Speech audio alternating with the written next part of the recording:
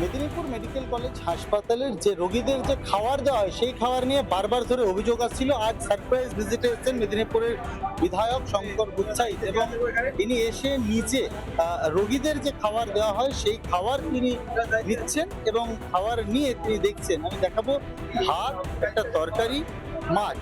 কথা বলছেন তিনি আধিকারিক, তার সাথে তিনি কথা বলছেন। শঙ্করবাবু, এইটা রোগীদের খাবার?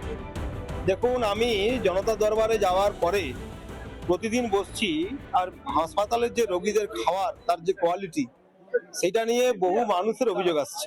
খাবারের যে গুণমান, খাবারের যে quality as per instruction of health department, সেটা দীর্ঘদিন ধরে মানা হচ্ছে না। শঙ্করবাবু, নিয়ম রয়েছে 75 গ্রাম করে মাছের পিস দিতে হবে। আপনি হাতে নিয়ে একটু বলুন তো, এটা 75 গ্রাম? এটা কত ওয়েট হবে আপনি কি মনে করেন? যত পাতলা কাটা যায় তার থেকে পাতলা, এবং এখানে ব্যাপকভাবে এই পেশেন্ট পার্টির খাবারকে নিয়ে রাজনীতি করেছে।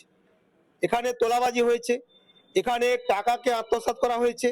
এই অভিযোগগুলো আমি করছি না, প্রত্যেকটা পেশেন্ট পার্টি আমার জনতা দরবারে গিয়ে লিখিত আকারে জানিয়ে এসেছেন। মানুষ তো দূরের কথা, আর কি বলবো, কুকুরও মুখে দিবেনি এইসব খাবার। এইসব যদি খাবার রুগীকে এখানে আমি একটাই কথা জানতে চাইছি, এখানে রুগী সুস্থ হতে আসছে না অসুস্থ হতে আসছে? চলুন একবার চেক করে দেখুন। প্রতিদিন খাবার এরকমই দেওয়া হয়? এইরকমই খাবার দেওয়া হচ্ছে। যারা খাবার দিচ্ছে তারা কি বলছে? তারা তো নিয়ে এসছে অ্যাজ পার ইনস্ট্রাকশন। যিনি এখানে চালাচ্ছেন, খাবারের যে টেন্ডার নিয়েছেন, এমএসভিবি যাকে দিয়েছেন, তার দায়িত্ব এটা। শুধরাচ্ছে না কেন? সরকার তো বদলে গেল, শুধরাচ্ছে না কেন? দেখুন, সিস্টেম গুলো একই রয়ে গেছে না। অভিযোগ লিখিত আমার কাছে এখনো জমা পড়েনি, জমা পড়লে আমি ওটা স্বাস্থ্য ভবনে জানাবো। এটা কেন্দ্রীয় টেন্ডারে হয়, এটা লোকাল কোনো অ্যারেঞ্জমেন্টে হয় না। আচ্ছা, হাসপাতালে কিরকম খাবার দেওয়া হচ্ছে এটা আপনার নজরে আছে? এটা আমাদের ফুড ইন্সপেক্টর যিনি রয়েছেন ডিস্ট্রিক্টের, উনি টাইম টু টাইম ইন্সপেকশন করে রিপোর্ট জমা দেন। বিধায়ক তিনি নিজে এসেছেন আজকে সারপ্রাইজ ভিজিট করতে এবং তিনি এসেও দেখছেন যে খাবার নিয়ে যে অভিযোগ সাধারণ মানুষ জনতার দরবারে জানিয়েছে তা কতটা সত্য। 4 তারিখের আগের অভ্যাসটা এখনো বদল হয়নি, তা একেবারে স্পষ্ট। মেদিনীপুর থেকে সুদীপ্ত দাস, রিপাবলিক বাংলা।